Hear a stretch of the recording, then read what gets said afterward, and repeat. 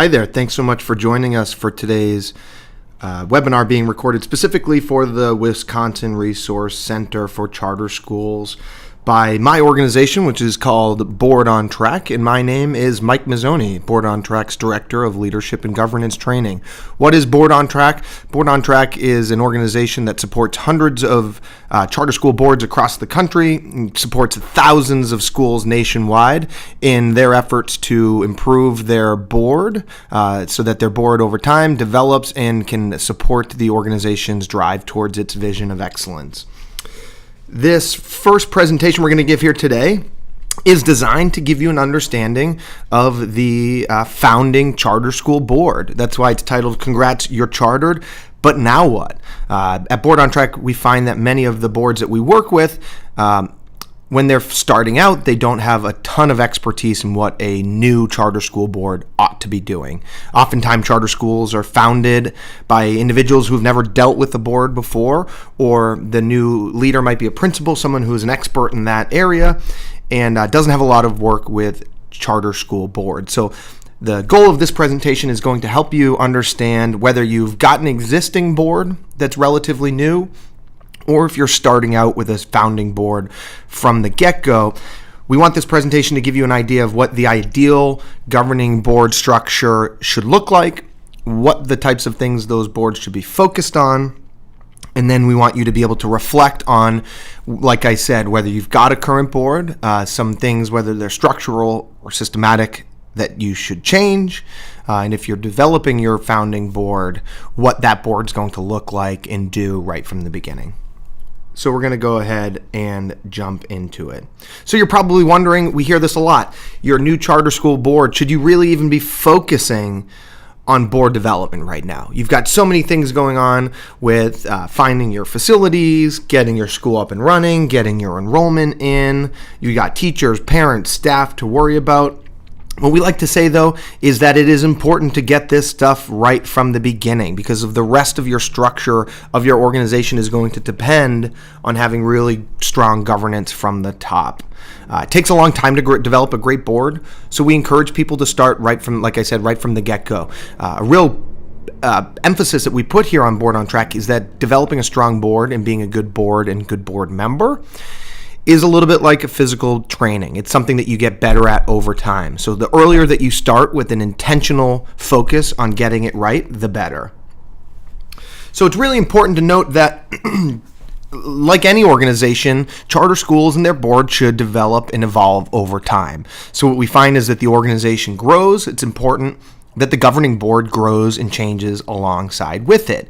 If you look over here, this is the path to excellence, or a capability maturity model. Some of you may have heard that term before. It's basically a way of documenting and understanding how boards evolve and develop over time.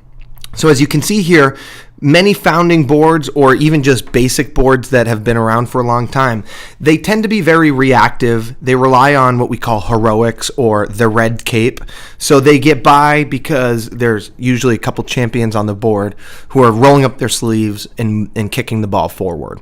We see here down here that the boards tend to be more reactive and less strategic, so they're spending most of their time discussing the here and now rather than planning for the future.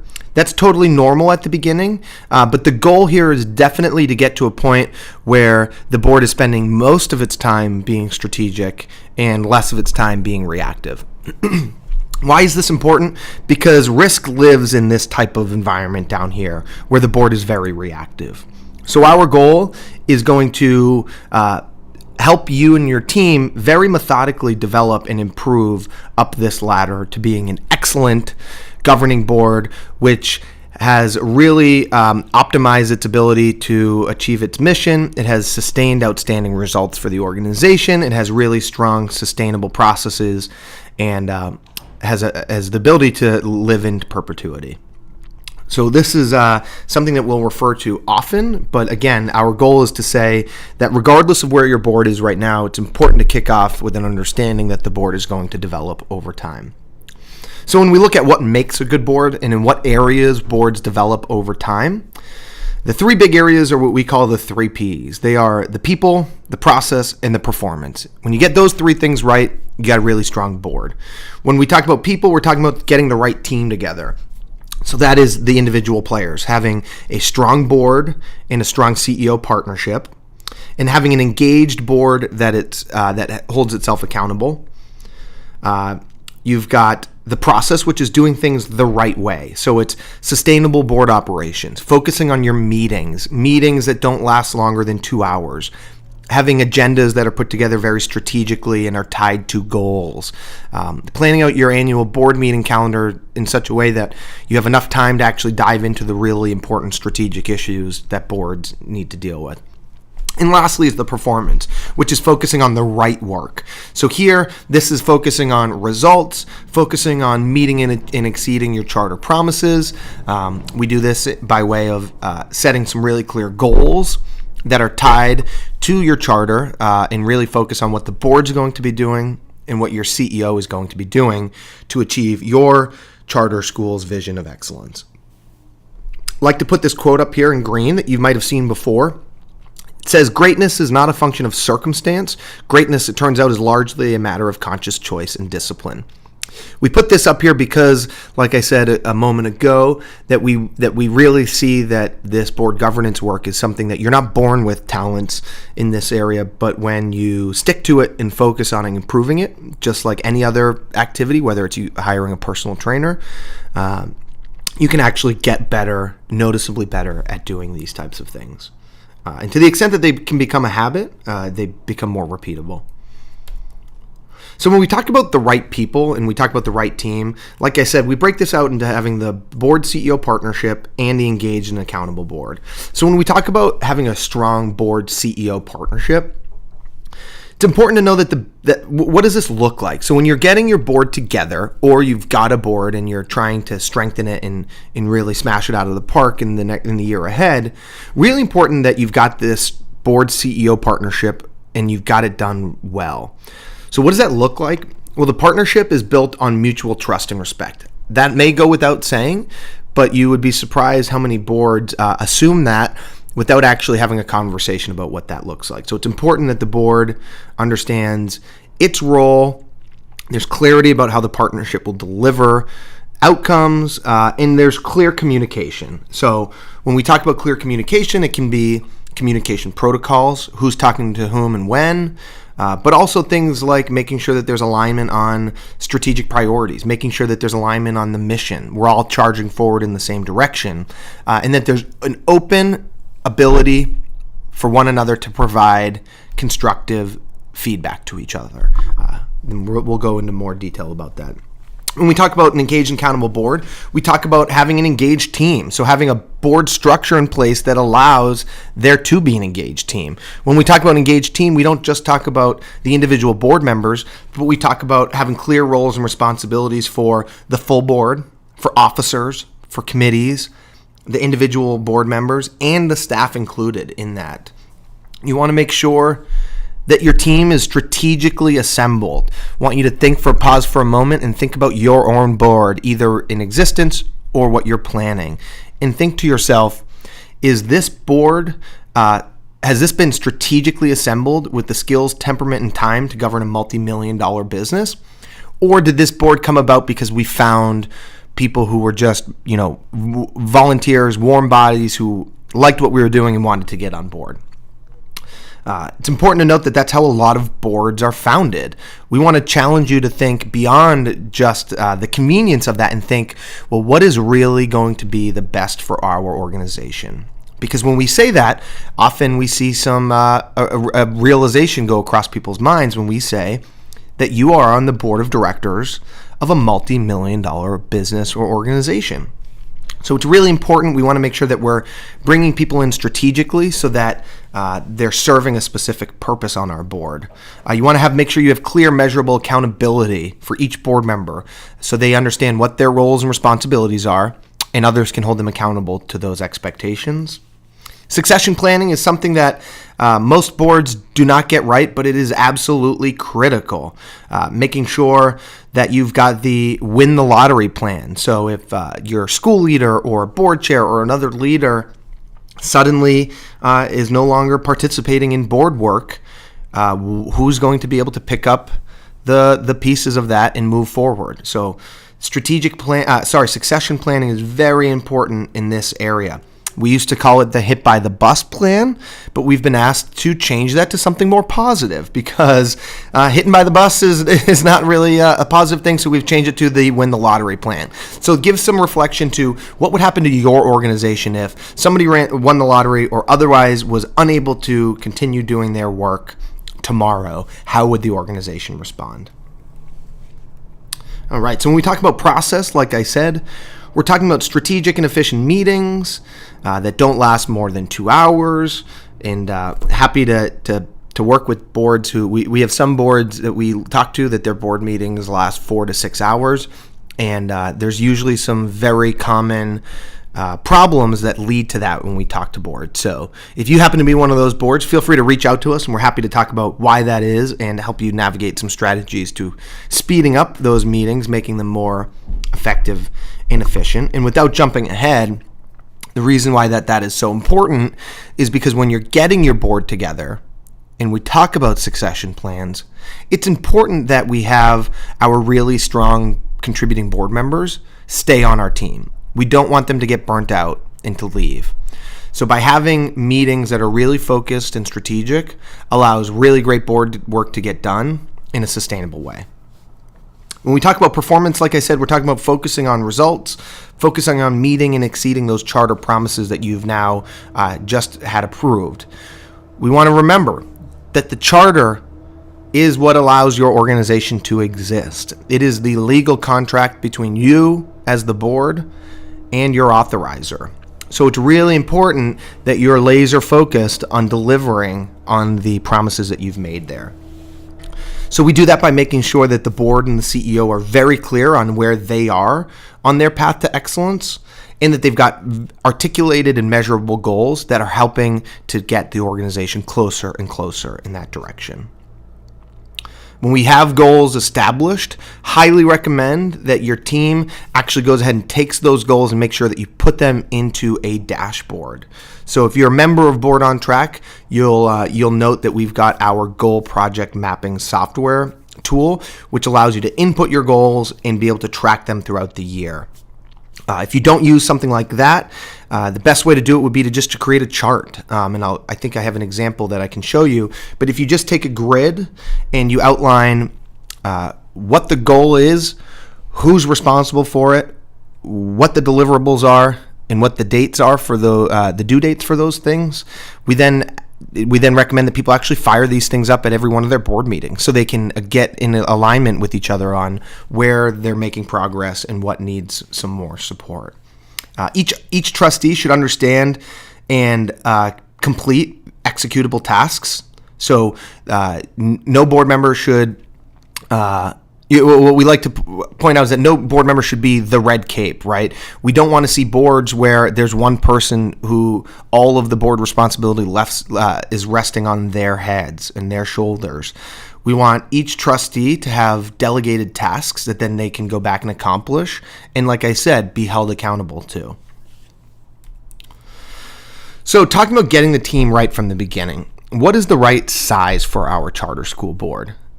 I'd like to think that it's, when we talk to people, we find that it's bigger than most people think. So we are going to get into this more, but the optimal number down here, as you'll see, is 11 to 15 board members. How do we arrive at this number? Don't faint on me if you heard that and you're not quite at something like that size. Let's talk about first why we came up with this number, and then we'll talk about how we get there.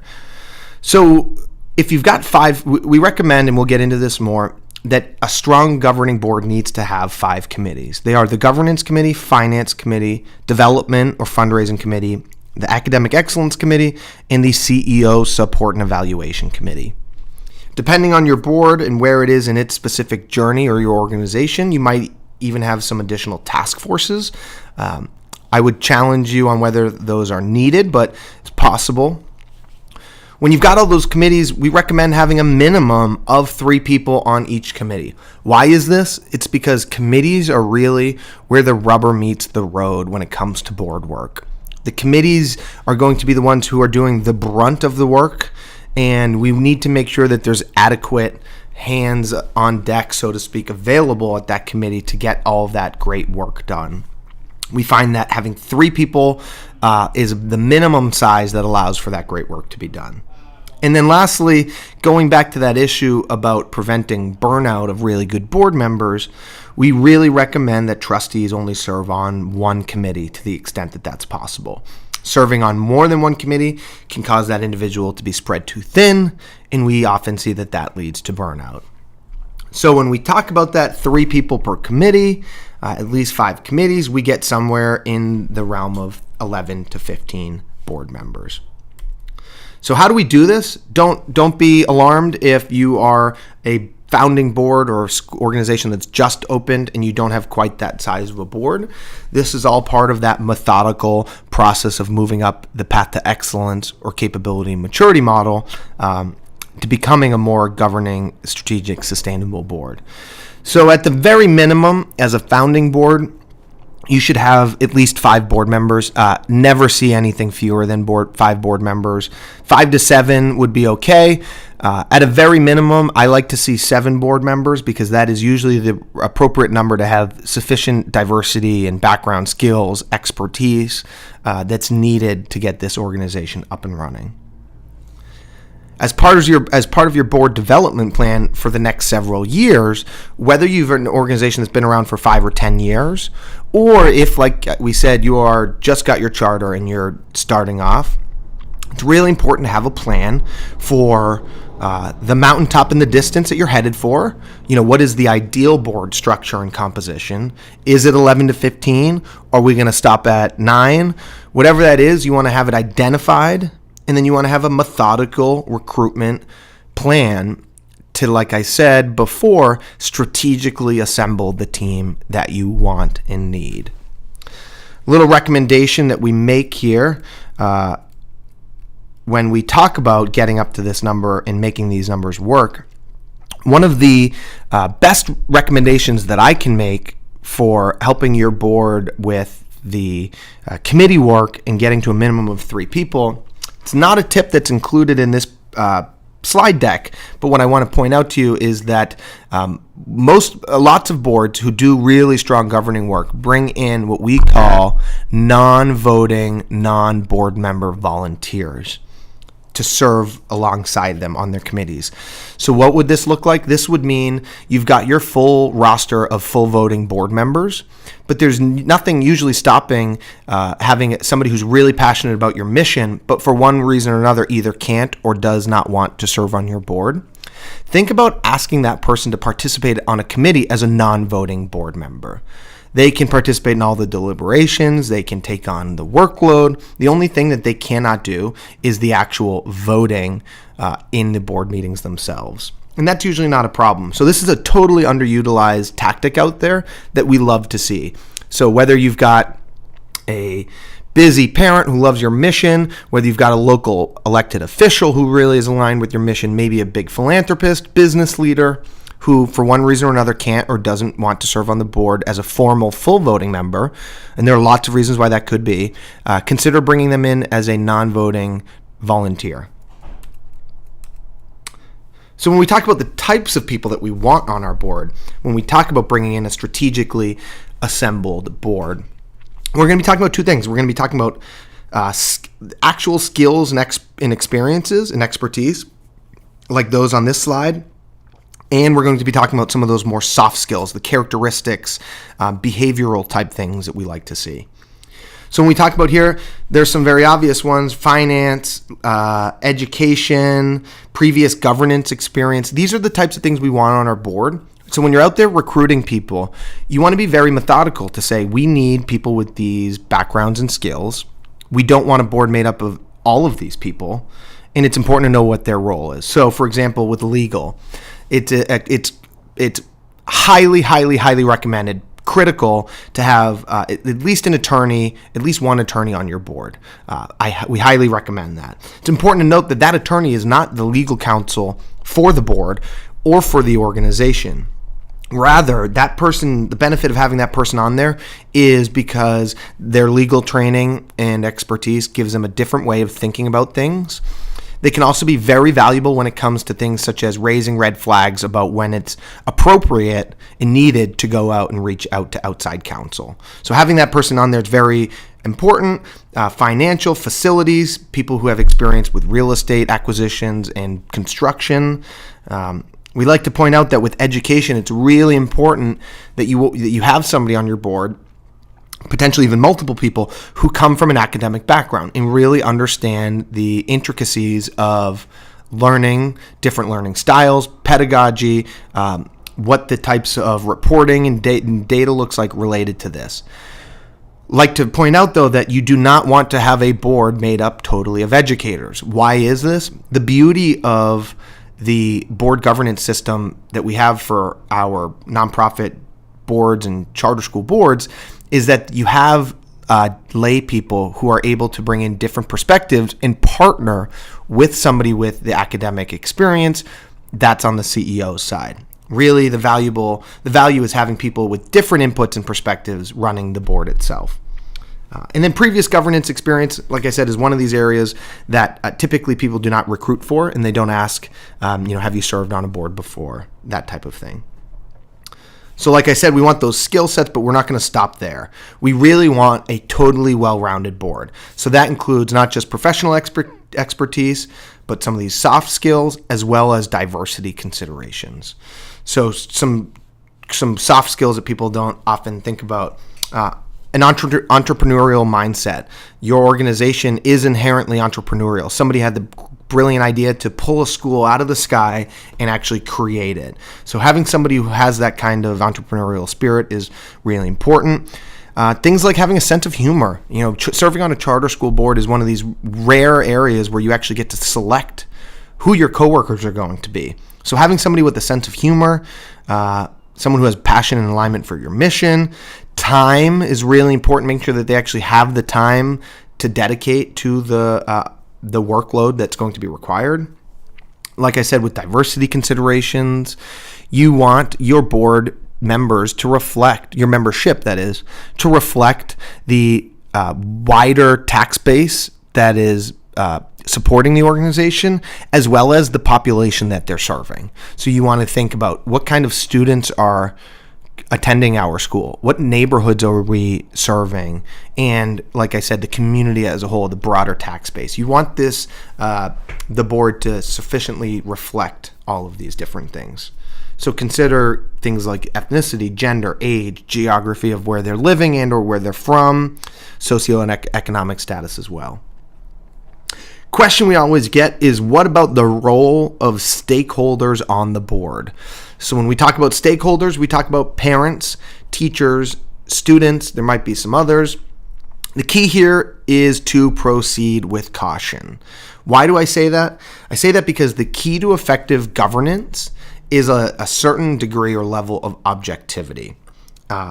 And it's really important that if you either are required to, say, have a parent on your board, or you have decided definitively as a board that you're going to move forward with that, there are some inherent challenges that are not insurmountable, but it's important that you understand that they're there and you plan for them accordingly. So while my recommendation is that you try to avoid having the stakeholders on the board themselves, if you do decide to move forward with them, you must proceed with caution. The reason why I say that it's better in a lot of instances to steer away from having these stakeholders on the board is because having that vote, having a formal vote, is a little bit like icing on the cake. Because with a strong organization, there should be very formal and robust methods of soliciting input from parents, teachers, and students. And when done correctly, that complements the board's work, and the need to have an actual formal vote is not there. And you don't run the risk of, like I said, missing the level of objectivity that's required. So one of the important things to do, especially early on in your organization, is as you're recruiting members and you're putting together your team, it's critical, like I've said before, to have very clear understanding of roles and responsibilities. So as part of your leadership team, ideally, it is the governance committee that would work on this and ensure that all of these things exist. But you want to have a job description for the full board. What is our job as a board? What are we trying to do, and how are we going to be held accountable to that? Individual board members. You want a board member job description that says, here is what an individual board member does here, including serving on committees and attending monthly board meetings and doing work in between and attending events and whatever those things may be. You want it to be very clear up front that when board members join, they understand what they're getting themselves into. And this is a great tool to use when you're out recruiting new board members to treat it like a true part-time job and have a job description available. Really important to note here that we do not want you to go out and reinvent the wheel with any of these things. At www.boardontrack.com, we've got samples for you that you can download and just make some tweaks to make them your own, or totally start from scratch. Important thing here is that you know that there are resources out there and available for you. So like I said, visit our website. You can feel free to download all of our job descriptions and make them your own. So when we talk about structuring our board for success, I'm going to go through this slide a little bit quickly because I think that this is a little bit more foundational knowledge that most people know. You got to make sure you've got 4 officers in place. They are the chair, vice chair, treasurer, and secretary. Please go through here and understand what the role is of all of these individuals and what some really great characteristics look like for these individuals. And consider these things when you're putting together your board and electing your officers. Like I said, here are those 4 officer positions. Next, when we get into the board committee. So like I said, one of the things you've got to get right if you're going to have a very successful board and organization is the committees and the committee structure. Because like I said, committees are where the real brunt of the work is going to get done. The meat and potatoes of the work happens in committees. So it's important also that you want to make sure that your board is, that you want to make sure that your board is structured to answer some questions. Go through these as well, and as you're putting together your board and you're putting together your committee structure, think about, can you answer these questions today? And if not, the board that you're putting together and the vision that you see for your board, will you be able to answer these in the future? You need to be able to, as an individual board member, should be able to answer these questions and to know where the answers to them live. So which standing committees can boards not live without? Mentioned them to you a minute ago. They are the finance, governance, academic excellence, development or fundraising, and CEO support and evaluation. So let's go through these each. Finance committee. The key tasks of the finance committee are to work with the CEO to develop the budget, an annual budget that prioritizes that vision of excellence. So again, keeping a laser focus on meeting, exceeding charter promises. They monitor the organization's financial health over the year, and to the extent that there are strategic issues that need to be addressed by the full board, they package those together and elevate those to the full board. They also educate the full board on what it looks like to conduct proper oversight of the financials of the organization. Why is this? It's because one of the common misconceptions is that this committee is totally on the hook for all financial oversight. Again, it's important to point out that as a governing board, you are the board members are legally responsible for the organization. They are what are known as legal fiduciaries of the organization. That's a whole another presentation, but what's important to point out is that no individual board member has any more or less power and responsibilities for the organization. So each individual board member is on the hook for the financials, whether or not they're on the finance committee.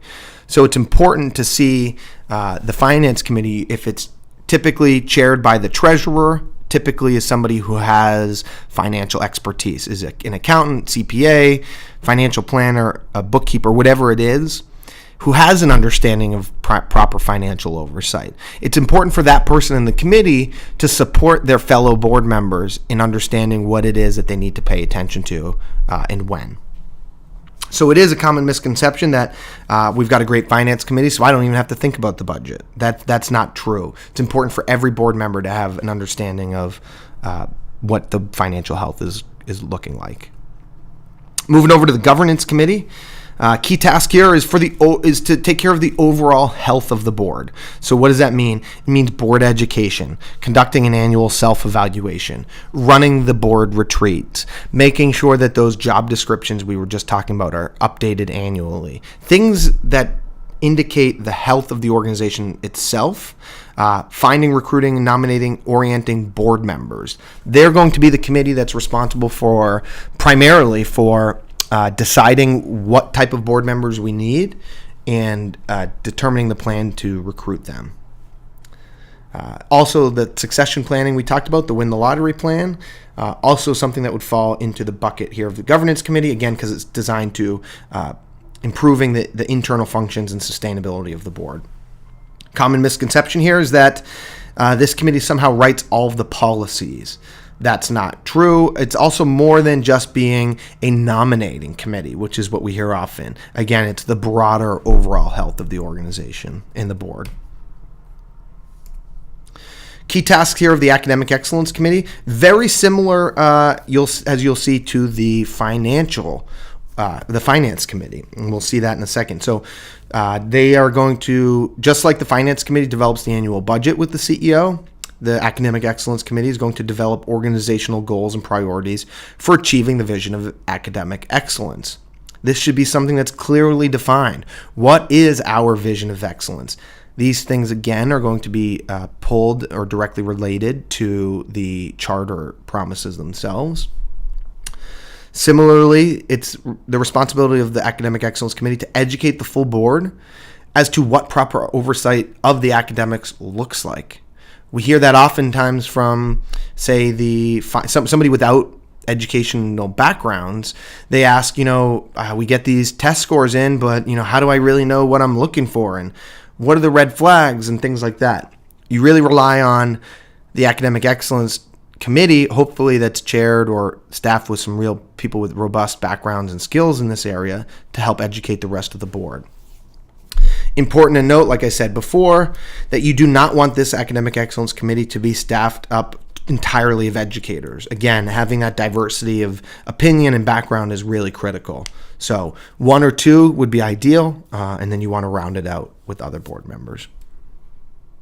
Another common misconception down here is that once the vision of excellence has been established, that this committee is really the team that determines the means to get and achieve that vision of excellence.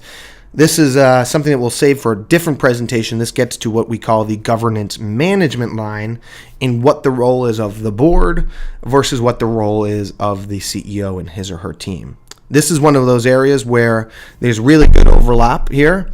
The Academic Excellence team is going to look into oversight and setting that vision of excellence. And then the CEO and his or her team, they're going to go out and execute on that vision and develop the means to the ends. All right, so this slide here, I'll let you take a look at it on your own. This is special focus on the Academic Excellence Committee and how it compares to the Finance Committee. So walk through here, you'll get a better understanding of the overlap and the crosswalk between the Academic Excellence Committee and the Finance Committee. So thank you so much for watching this webinar. I am going to pause here and allow you to go through the rest of the presentation on your own. The rest of the presentation is going to focus on some big areas and what to focus on and what some of the common mistakes are. So again, thank you so much. If there are any questions you have about what we covered so far today, want you to reach out to us as soon as you can. We'd love to answer questions and help to clarify these things. So thanks so much and good luck.